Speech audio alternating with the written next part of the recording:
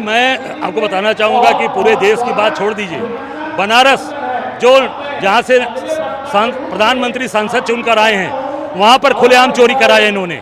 बनारस में 1 बजे तक मैं चुनाव जीत रहा था, मैं 7 राउंड चुनाव जीता। 1 बजे के बाद चुनाव आयोग ने अपनी अधिकृत वेबसाइट उसको बंद कर दिया, पूरी तरीके से क्रैश कर दिया और अपडेट बंद कर दिए गए। उसके बाद ज़बरदस्त तरीके से चोरी हुई, लूट हुई है। पूरी चुनाव आयोग से मैं जानना चाहूँगा कि 1 बजे के बाद से क्यों रोक दिया गया, अधिकृत वेबसाइट क्यों बंद कर दी गई। इसका जवाब बनारस की जनता, पूरा देश जानना चाहता है। मैं जानना चाहता हूँ, मैं वहाँ कैंडिडेट था, बताइए कि क्यों बंद कर दिया गया। इसलिए कि मोदी को बेईमानी से चुनाव जिताना था। नरेंद्र मोदी चुनाव हार चुके थे, आयोग ने बेईमानी करके चुनाव जिताया। बिहार के वोटरों के लिए ये यात्रा कितनी अहम है? पूरे निश्चित तौर से बिहार एक परिवर्तन का स्थान है। जहां गांधी जी ने पदयात्रा की, यहां से पूरे देश के अंदर संदेश गया। हमारे आज गांधी के दूसरे रूप हमारे राहुल गांधी जी पदयात्रा करने जा रहे हैं। निश्चित तौर से बिहार के अंदर परिवर्तन होगा और बिहार के साथ साथ पूरे देश के अंदर ये परिवर्तन की लहर जाएगी। देखिए, बहुत बड़ा अपराध, बहुत बड़ी चोरी बीजेपी वाले और नरेंद्र मोदी ने की है। आज वोट चोरी करके ये सरकार में बैठे और प्रधानमंत्री बने हैं, लेकिन इसको फैक्ट्स के साथ, सबूतों के साथ राहुल जी ने बेनकाब कर दिया है। हमारे देश का संविधान सबसे बड़ी ताकत देश के युवाओं को और हर एक नागरिक को देता है कि वोट की ताकत उसको है, और ये वोट चोरी करके इन्होंने देश के संविधान को और देश के लोकतंत्र को कमजोर करने की और खत्म करने की कोशिश की है। लेकिन जब तक राहुल जी हैं वो संघर्ष कर रहे हैं और हम सब उनके सिपाही उनके साथ हैं, ये होने नहीं देंगे। और इसको खत्म करने के लिए राहुल जी आज बिहार में यात्रा शुरू कर रहे हैं और बेनकाब कर रहे हैं उन लोगों को जो लोकतंत्र को और हमारे संविधान को खत्म कर रहे हैं। 16 दिनों की यात्रा है, सासाराम से शुरू हो रही है, पटना में इसका समापन होगा।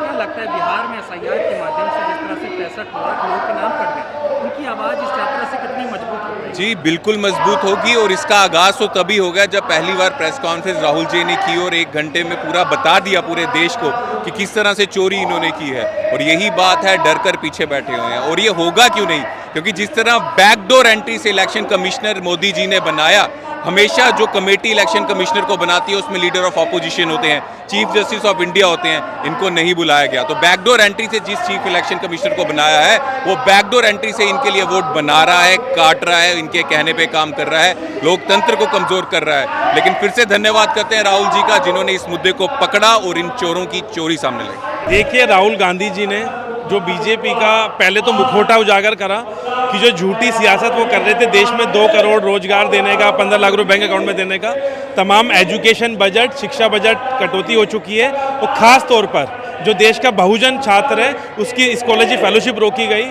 और अब पता चला जो बीजेपी और मोदी जी मन की बात करते थे छात्रों के साथ कि देश का छात्र मोदी जी के साथ है, जो झूठा मुखौटा करते थे, अब वही देश का छात्र जो देश की डेमोक्रेसी थी, राजीव गांधी जी ने 18 साल का वोटिंग राइट दिया देश के छात्रों को, युवाओं को, उसके साथ चले। और डेमोक्रेसी का जो मूल है वो वोटिंग राइट है। जब वोटिंग लिस्ट में गड़बड़ पाई जाए तो समझ लीजिए ये देश की डेमोक्रेसी खतरे में है। आज राहुल गांधी जी और तेजस्वी यादव जी यहाँ से अपनी यात्रा शुरू कर रहे हैं। आप देखेंगे कि तमाम छात्र, युवा हजारों की तादाद में राहुल जी को उनकी बात सुनने के लिए, उनका सहयोग देने के लिए यहाँ पे वोट अधिकार यात्रा में आ रहा है। मुझे पूरी उम्मीद है।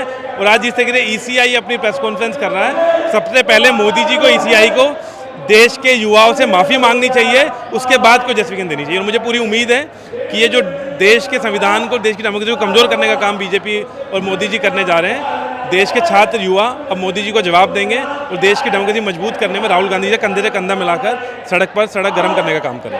इस यात्रा का सबसे बड़ा मायने ये है कि आज बिहार के हर एक वर्ग में, किसान, नौजवान और जो भी छोटी बड़ी जातियाँ और हर समुदाय में गजब का उत्साह। ये उत्साह इसलिए है क्योंकि डॉक्टर भीमराव अंबेडकर और पंडित जवाहरलाल नेहरू जी ने और महात्मा गांधी जी ने लोकतंत्र की स्थापना इस देश में उस समय की थी जब भारत देश के पास पैसा नहीं था और पड़ोसी मुल्क से पैसा कर्ज लेकर इस देश में एक वोट और एक चुनाव कराने का अभियान की शुरुआत हुई थी। अगर वो समय वो लोग चाहते तो देश में राजतंत्र स्थापित हो जाता, परंतु लोकतंत्र की स्थापना के लिए जो उन्होंने कुर्बानी दी थी, उस कुर्बानी को आजकल कुचला जा रहा है। ये मोदी और अमित शाह की जो सरकार है वो डबल इंजन की सरकार, खास करके बिहार में पूरी तरह से वो समझ चुके हैं कि यहाँ हमारा दाल गलने वाला नहीं है। तो हम जानना चाहते हैं आपके माध्यम से मोदी जी और अमित शाह जी से कि ऐसा क्या है। आप जा कर के देखिए गांव में, खेत में, खलिहान में जो BLO हैं वो अपने परिवार का नाम सूची में नहीं दिलवा पा रहे हैं। टोटल अगर जिनका नाम जुड़ा भी है तो पूरा फर्जी सिग्नेचर है। मैं दावा करता हूं कि इलेक्शन कमीशन किसी एक बूथ पर, बिहार का कोई भी बूथ को उठा करके देख ले, अगर सभी का हस्ताक्षर का भी सत्यापित कर ले, अगर वो सही हस्ताक्षर हो जाए तो हम लोग चुप बैठेंगे सरकार में रहते हुए, विपक्ष में रहते हुए। और इसकी जो लड़ाई हमारे नेता राहुल गांधी जी लड़ रहे हैं, उसके लिए एक एक कांग्रेस जन और बिहार का एक एक नौजवान उनके साथ है, और हम लोग मरते दम तक इस लड़ाई को लड़ेंगे और जीतेंगे।